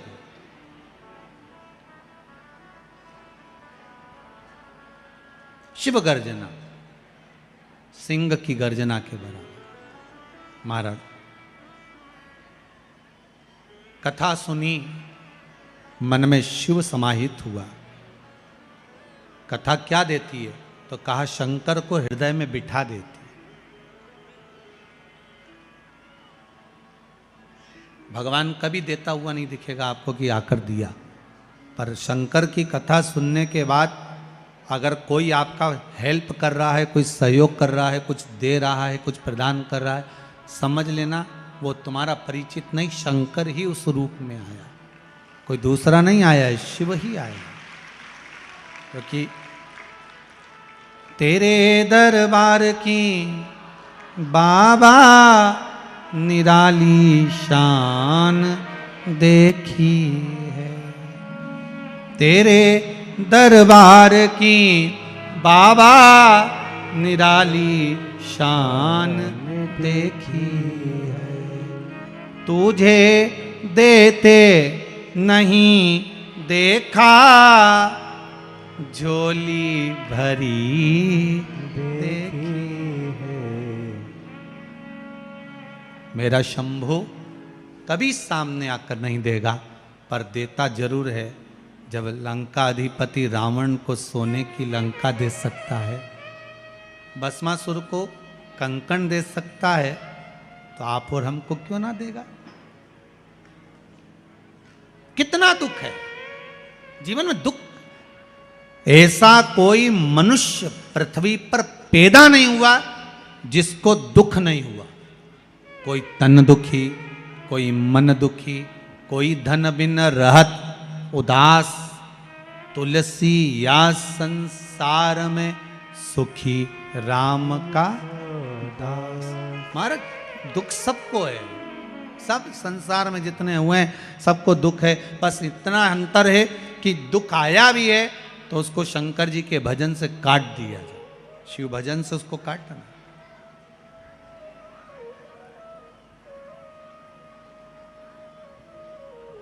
इस पत्र में एक माता ने पत्र लिखा है छोटा सा कि गुरुदेव अब इतने लोग बैठे हो, माइक भी पहुंचाएं तो किसके पास पहुंचाएं, और माइक पहुंचेगा तो 1 घंटे में पहुंचेगा, इसलिए नहीं तो हम तो आप लोगों को खड़ा करके बुलवा सकते थे, पर हम नहीं बुलवा रहे। इसमें पत्र में लिखा है, मेरा बेटा 14 साल तक प्रयास करता रहा सरकारी जॉब की, नहीं हुआ, पर 6 महीने पहले बाबा ने कुछ ऐसी कृपा कर दी कि वो बेलपत्री के बीच वाले पत्ते पर जो शहद लगाकर बोला था वो कर कर मेरा बेटा इंटरव्यू में बैठा और आज उसकी सरकारी जॉब लग गई। भगवान की कृपा है, शिव कृपा। और देखो कोई भी पत्र हम साथ लेकर नहीं जाते, ये पत्र आपको यहीं रखे मिलेंगे, पढ़ भी लेना। और हम नहीं ले जाते, पत्रों का ले जाके करेंगे क्या, यहीं रखा।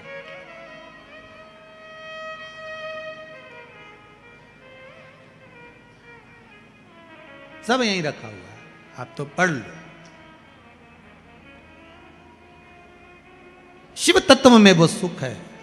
आप दिल से कामना कर कर, आज चंचुला देवी को लगा कि मैं शिव कथा सुनूं, उसने कथा सुनी। कथा सुनने के बाद वो गंगा जी नहाने के लिए गई, गंगा का स्नान कर कर आ रही थी, शंकर का तत्व उसके हृदय में समाया था। गंगा नहाते नहाते शिव महापुराण की कथा सुनने के लिए जब दूसरे दिन बैठी, बैठते बैठते उसके मन में आ गया, बाबा मेरा मन करता है कि अब जैसा मेरे पति ने प्राण त्यागे मैं भी त्याग दूं, पर मैं प्रेत योनि में ना पड़कर देवताओं के पास जाऊं, ये मेरी अभिलाषा है। आपको कथा में कहा था, शंकर भगवान माता सती को लेकर जब कथा सुनने के लिए गए थे, शंकर जी के मन में आ गया था कि मुझे राम का दर्शन होना चाहिए, तो शिव जी को राम का दर्शन हुआ। सती मैया ने ये सोच लिया था कि मैं अभी विवाह कर कर आई हूं और ऐसा विवाह करने के बाद तो लोग घूमने जाते हैं, मेरे पति मुझे कथा सुनाने लाए हैं, इससे तो अच्छा मेरा शरीर जलकर भस्म हो जाए। शंकर भगवान को राम का दर्शन हो गया और सती मैया जलकर भस्म हो गई। शिव महापुराण का नियम है, इस कथा में जो आप कामना करते हो बाबा आपको वो 3 महीने के अंदर दे ही देता है। कामना जो करिए वो मिली।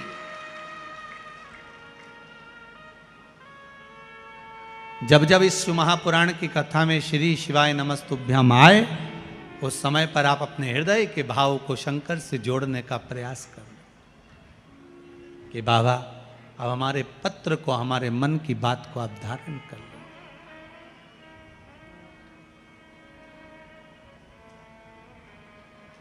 तेरा ही दिया मैंने खाया पिया है, तेरा शुक्रिया है, तेरा शुक्रिया है। मुझे भोले बाबा ने बहुत दे दिया है, तेरा शुक्रिया है, तेरा शुक्रिया है।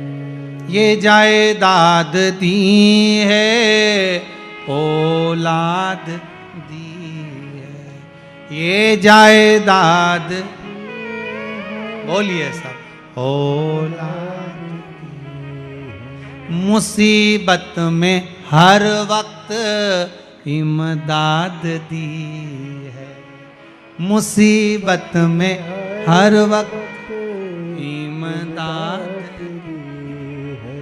तेरा ही दिया मैंने खाया पिया है, तेरा शुक्रिया है, तेरा शुक्रिया है, तेरा शुक्रिया है, तेरा शुक्रिया। मन में सोच लिया माता चंचुला देवी ने कि मैं मरूं, प्रेत योनि में ना पड़ूं, देव योनि में जाऊं।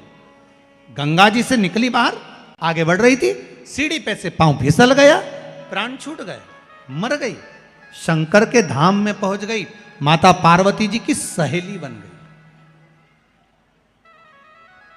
माता पार्वती जी की सखी। हमारा तो मन कहता है माता हिल्याबाई होलकर शिव की इतनी बड़ी उपासक थी, अगर उनके भी प्राण छूटे होंगे तो मुझे विश्वास है वो भी पार्वती जी की सहेली बनी होंगी, वो भी पार्वती की सखी बनी। साधारण नहीं, चंचुला देवी पार्वती जी की सखी बन गई। उदास रह रही थी, मुख उतरा हुआ था, शांत बैठी हुई थी। पार्वती जी ने पूछ लिया तू चुप क्यों है, कारण क्या है?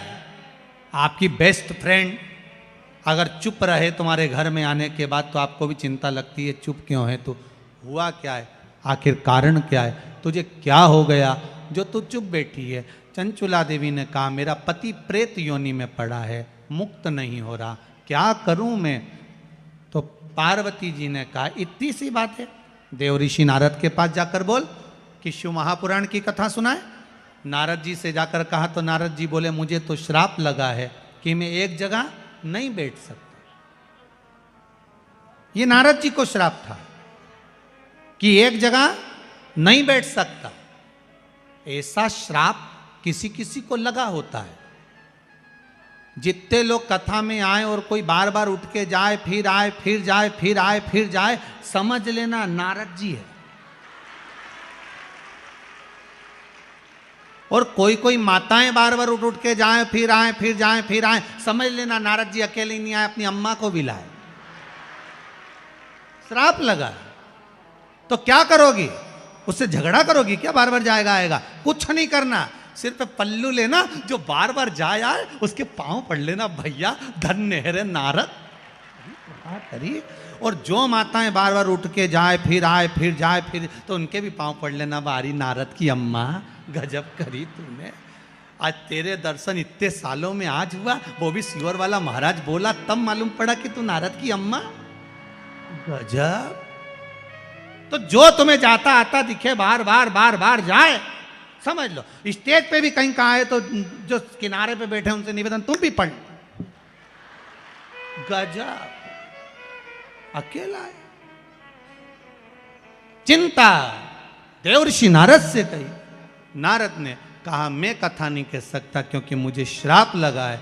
फिर कौन कहेगा? नारद जी बोले मेरे मित्र हैं तुम्बरूका। क्या नाम है? तुम्बरूका। तुम्बरूका नाम साधारण नहीं है महाराज, प्रैक्टिकल करके देखना। जो बच्चा चिड़चिड़ कर रहा हो, बहुत गुस्सा कर रहा हो, बहुत गुस्सा, जो बहू चिड़चिड़ कर रही हो, जो सास चिड़चिड़ कर रही हो, भाई बंधु कुटुंब कोई चिड़चिड़ कर रहा हो, बहुत क्लेश घर में हो रहा हो, एक कटोरी में पानी लो, तुमरुका जी का नाम लो, शिव जी का नाम लेकर, तुमरुका जी का नाम लेकर थोड़ा सा पानी का आचमन करा दो। 10 मिनट 5 मिनट में एकदम चुप, लड़ ही नहीं सकती, गुस्सा आएगा ही नहीं, क्रोध शांत, वो कितनी भी चोटी का से चुप एकदम, वो लड़ाई का जो क्रम होता है ना वो शांत। तुमरुका जी सुख प्रदान। तुमरुका जी बोले कथा तो कह दूंगा, मना नहीं है, पर जोड़े से कौन बैठेगा? शिव महापुराण में कोई जोड़ा से तो भी बैठना चाहिए, जोड़ा कहां से लाओगे? क्या करोगे? चंचुला देवी कहती है मैं क्या कर सकती हूँ, वापिस चली गई। पार्वती जी ने पूछा हुआ क्या? जोड़ा कहां से लाऊं? तू क्यों चिंता करती है, शिव जी की आराधना कर, जोड़ा बनाने वाला भी वही है, सब काम वही कर सकता है। शंकर भगवान बोले अगर इसको कथा करवाना है, जोड़ा नहीं मिल रहा, शिव जी बोले अपन जोड़ा बनकर जाएंगे। शंकर जी ईश्वर जी बन गए, पार्वती जी गौरा जी बन गई। शंकर गणा, पार्वती गौर, गणगौर बनकर शिव पार्वती 16 दिन तक तैयार हुए, इसलिए गणगौर 16 दिन की होती है इंदौर में गणगौर। कितने दिन की? 16 दिन की गणगौर होती है। पार्वती जी ने 16 दिन श्रृंगार करा, इसलिए पार्वती जी के 16 श्रृंगार हुए। शंकर जी ने 16 दिन श्रृंगार करा, इसलिए हिंदू धर्म में 16 संस्कार हुए। 16 दिन की गणगौर हुई, दूल्हे जैसा फेटा बांधकर श्रृंगार कर कर ईश्वर जी और गौरा जी बनकर शिव जी जैसे ही जा रहे हैं। ईश्वर जी गोरा जी बनकर शंकर पार्वती चल दिए कथा सुनने के लिए। तुम रुका जी कथा को कह रहे हैं। ईश्वर जी और गोरा जी आ रहे हैं, पधार रहे हैं ईश्वर जी गोरा जी। जोरदार ताली बजाकर ईश्वर जी और गोरा जी का स्वागत करिए, आदर करिए। भगवान ईश्वर जी और गोरा जी पधार रहे हैं। शंकर पार्वती दूल्हा बनकर, दुल्हन बनकर, गणा और गौर बनकर, शिव पार्वती ईश्वर जी और गोरा जी बनकर भगवान शंकर की कथा सुनने के लिए जा रहे हैं। महाराज ऐसी शिव महापुराण की पावन कथा, जोरदार ताली बजाकर ईश्वर जी गोरा जी का स्वागत करेंगे। भगवान ईश्वर जी और गोरा जी पधारे हैं। भगवान गणा गौर बनकर कथा का रसास्वादन करते हैं। आज की कथा विराम की ओर जा रही है। कल सुंदर शिव महापुराण की ओर आगे बढ़ते हुए बेलपत्री के जो 3 पत्ते होते हैं, इसमें जो बीच के 2 पत्ते होते हैं नीचे के, जब किसी को थायराइड और शुगर और बीपी की जो शिकायत होती है, उसमें शंकर जी का किस मंत्र का जाप कर कर, किस नाम को लेकर इन 2 पत्तों पर चंदन लगाकर शिव जी को चढ़ाने के बाद खाया जाता है और उससे 5 से 10 मिनट में शुगर लेवल में आ जाती है, उसको श्रवण करेंगे कल की कथा में। आप सब अपनी अड़ोसन पड़ोसन दड़ोसन के साथ पधार कर कथा का रसास्वादन करें। पुरुषों से निवेदन है वो पड़ोसन के साथ बिल्कुल नहीं आए, वो अपने अड़ोसी पड़ोसी और धड़ोसियों के साथ पधारें। शिव महापुराण की कथा का रसास्वादन करते हुए कल दूसरे दिन में प्रवेश करेंगे। भगवान शिव के पावन दर्शन, कुछ सूचनाएं आशीष जी दे रहे हैं, उसके बाद में आरती का क्रम होगा। आप सब बेलपत्र प्रसाद और प्रसाद लेकर अपने घर को जाएंगे।